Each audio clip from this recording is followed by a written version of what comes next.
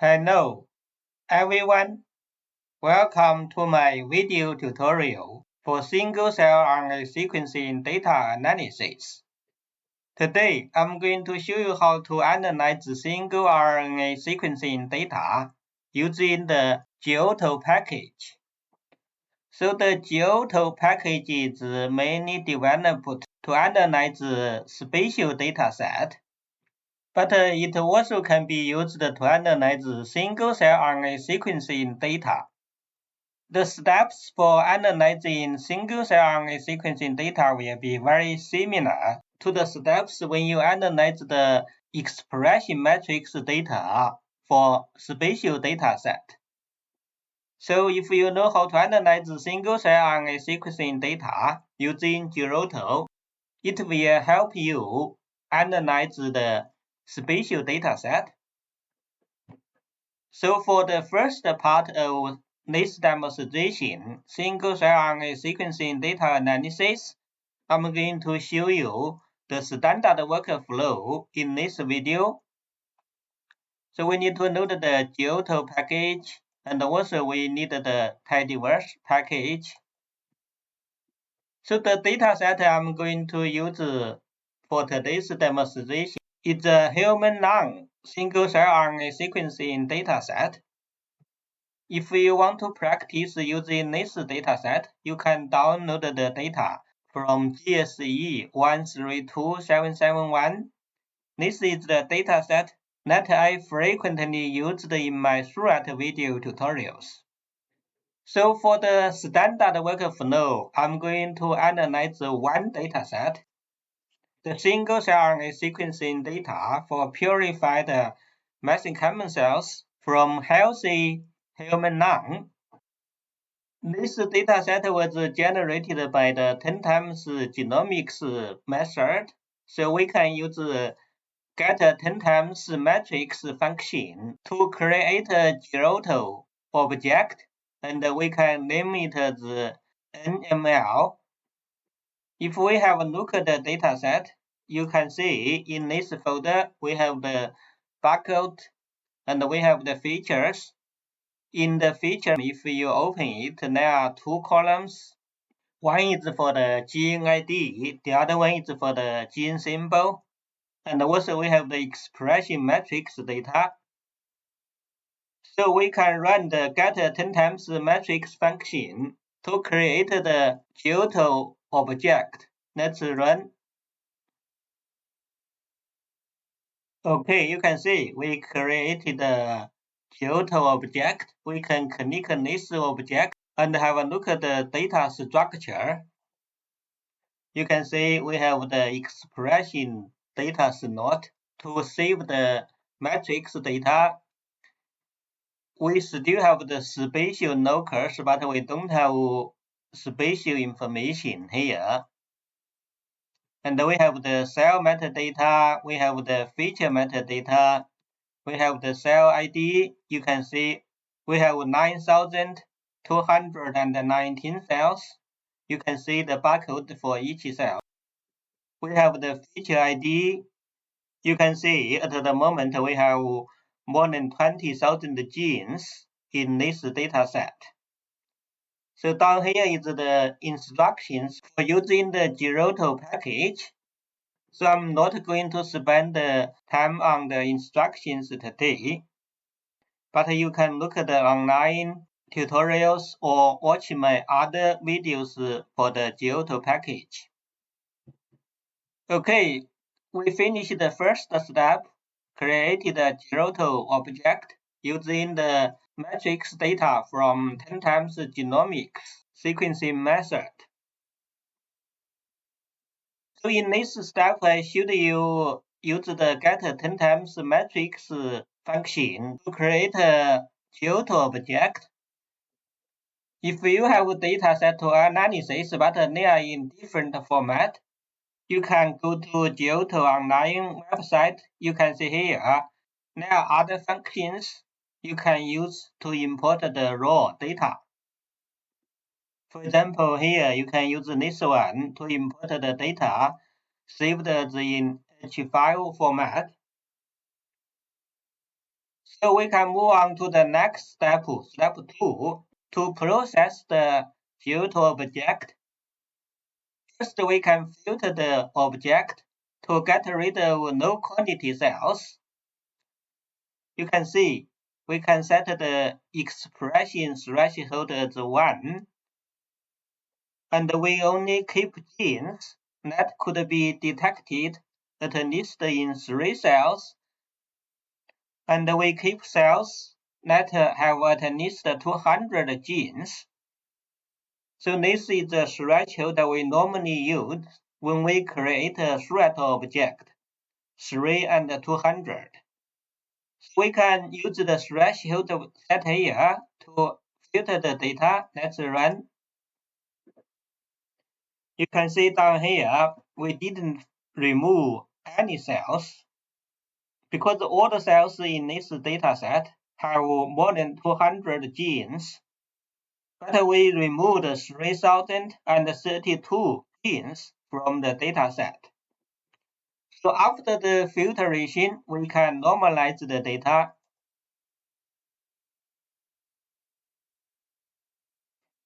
After data normalization, we can add the mitochondria gene percentage information into the object. If you use the thread package, we add the mitochondria percentage information into the object before normalization. But if you use Giotto package, you only can do it after the data normalization, because later when we use the add features percentage function to add the mitochondria gene percentage, it needs to normalize the data.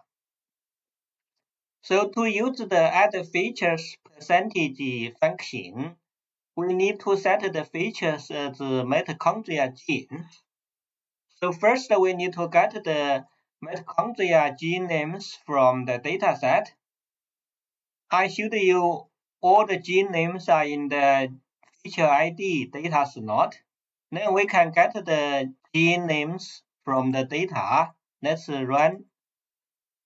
Then you can see now, because we filtered out more than 3,000 genes, now we only have 17,819 genes. So let's change the gene names to a data frame. We named it as feature ID. We can have a look at the feature ID. You can see we only have one column here. The column name is gene name. We have all the gene names here. So let's find the mitochondria gene names from this column. First, we can reward the gene names according to the alphabetical order. Then we can scroll down to find the mitochondria genes. So the mitochondria genes should be started from MT. We can go further down. Okay, you can see the mitochondria genes here. You see all the mitochondria genes name started from MT, then a hyphen, then the gene name. So we have 13 mitochondria genes here.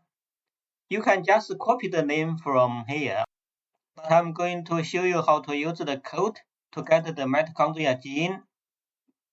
Because we know we have the mitochondria gene name in the feature ID data frame, and all the mitochondria gene names started from MT hyphen. So we can use the start with function to get all the gene names start with MT hyphen. Let's get it as mitochondria ID. And once we filter the data to just keep the mitochondria genes, let's run. You can see we got a data frame for the mitochondria genes. If we click, you can see we have 13 mitochondria genes in this data set. Then we need to convert the mitochondria gene names as characters. Let's convert it. If we look at the mitochondria names now, you can see we have 13 mitochondria genes as characters. So now we can calculate the mitochondria gene percentage in this dataset. So the object name will be AML. The features argument we set as 13 genes from this dataset. Then we create a new column in the cell metadata and named as percentage mitochondria. Let's run. If we have a look at the cell metadata now, you can see we added a new column into the cell metadata. Before we only have the barcode as the cell ID. Now we added a new column as percentage mitochondria gene. Because this dataset is a very good dataset, most cells have the mitochondria DNA percentage below 5%. So we can set the threshold as 5% for the mitochondria gene percentage to filter the object again to get rid of cells that have a high percentage of mitochondria genes. Let's filter it now. So you can see before we do the filtration, we have 9,219 cells. If we have a look at the cell metadata again, let's run. You can see we only filter out one cell. So for the data processing, we need to do one more step. We need to add the statistics for the gene and the metadata into the object. I showed you already we can use the feature data table and the cell data table to look at the feature metadata and the cell metadata. We have the cell metadata here already. We can have a look at the feature data. Let's run. You can see at the moment, we only have one column, the feature ID. They are the gene names. So now we can add the statistics for the feature metadata and also the cell metadata. Let's run. If we have a look at the feature data now, let's run. You can see we added 5 more columns as the statistical data. In the feature metadata, you can see it's the total numbers of cells that express for each gene and the percentage of the cells express the gene, total expression for this gene, mean expression, and the detected mean expression. Now we can have a look at the cell metadata. You can see we added 3 more columns. Before we have the cell ID, percentage of mitochondria gene. Now we added the numbers for the features. That's the total gene expression in each cell, the percentage of the features, and the total expression. You can see from here, when we use the thread package, we have the N features RNA, N count RNA. So the data in the third column, NR features, is the same as the N features RNA. And the last column, total expression, is the same as the N count RNA in thread package. So we finished the second step of analysis, pre-processing the data.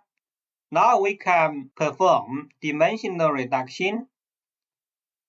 In the third step, we are going to perform both linear dimensional reduction and nonlinear dimensional reduction. They are PCA and UMAP. So the same as the thread package, before we perform the PCA analysis, we need to identify the highly variable genes. So in Giotto package, we can use the calculate highly variable features function to identify the highly variable features for PCA analysis. So let's run this function to identify the highly variable features. It will produce a figure as well. Okay, you can see I finished the calculation and also it produced the figure here. You can see during the calculation, it divided the cells into 20 groups and identified highly variable genes from each group. The highly variable genes were indicated by the yellow color, and also we will have a metadata column to show for the gene that was identified as highly variable features. So we can have a look at the feature data. Let's run.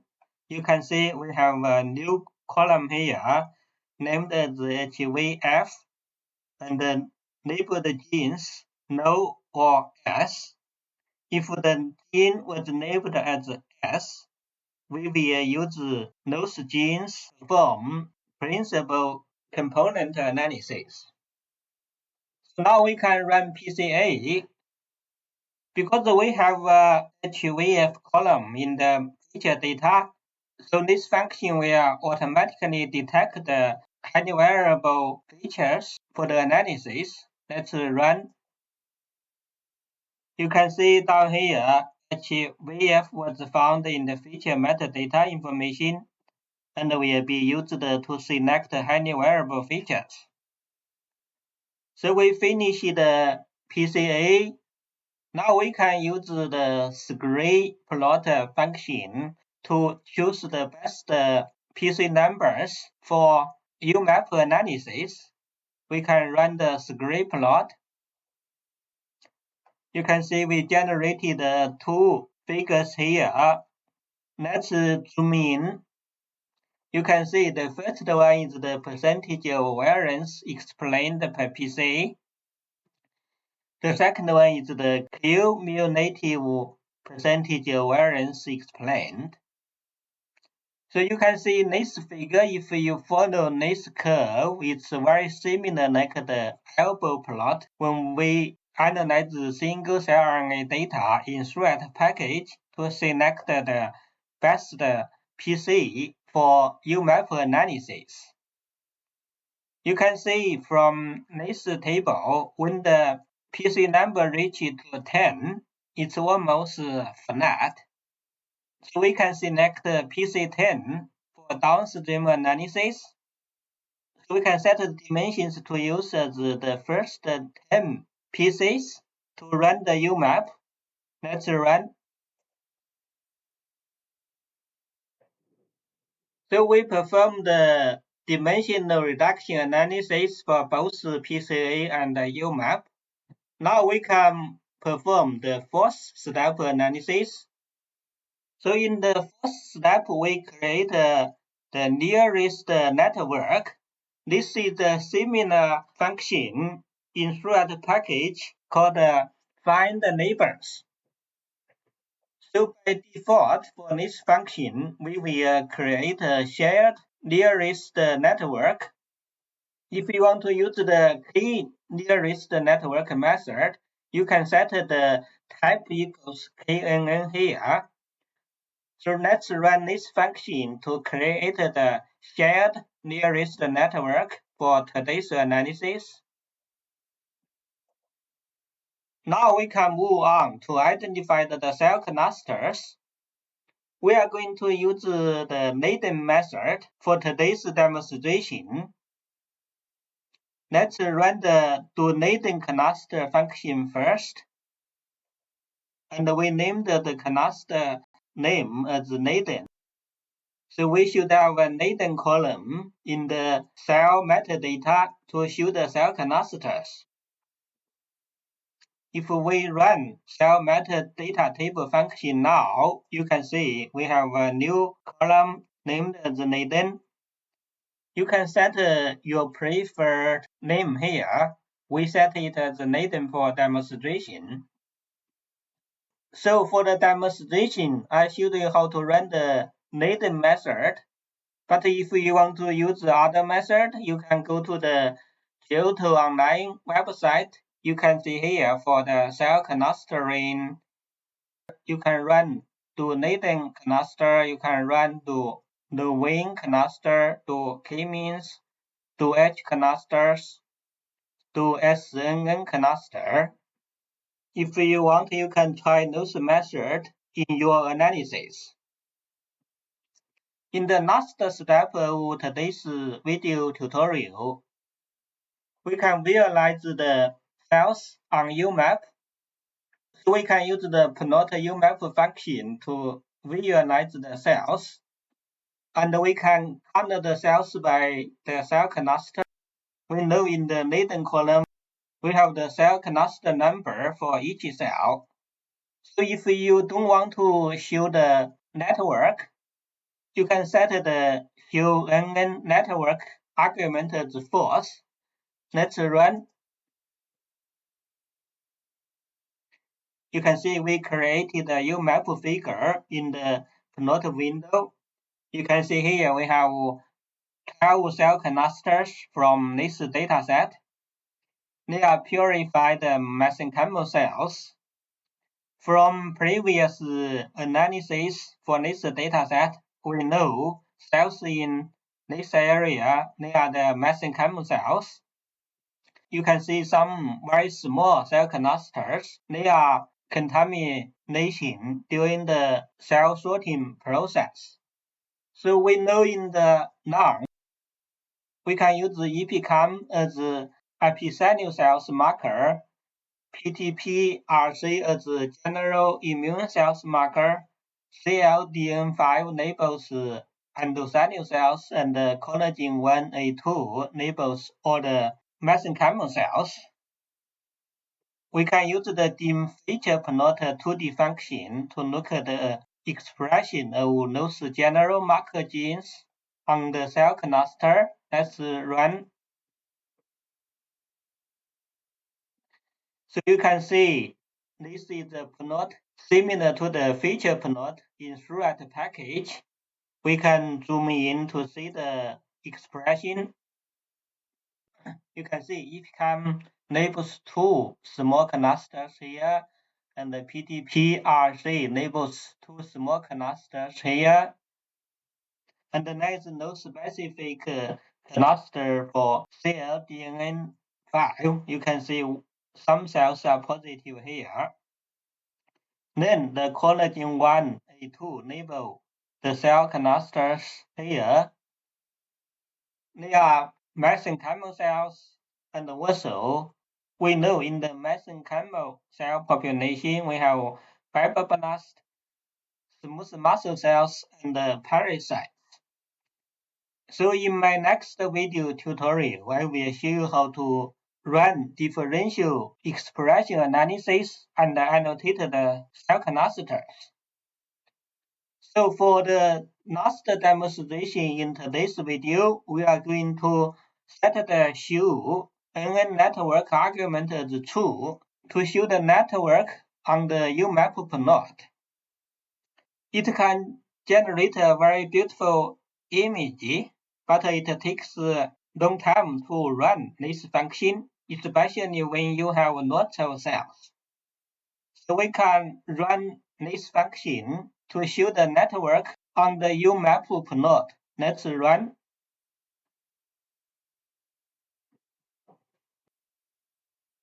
Okay, you can see now we created the UMAP figure to show the networks.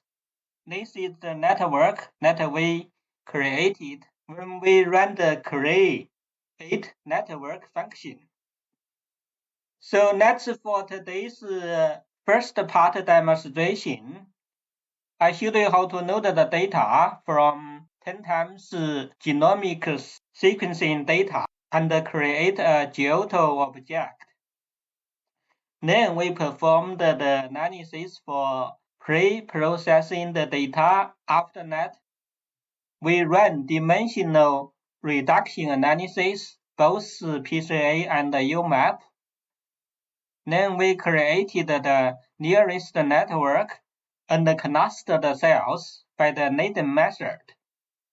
So in my next video tutorial, for the second part of analysis, I'm going to show you how to perform differential expression analysis and annotate the cell clusters using the Giotto package. I hope to see you in my next video tutorial.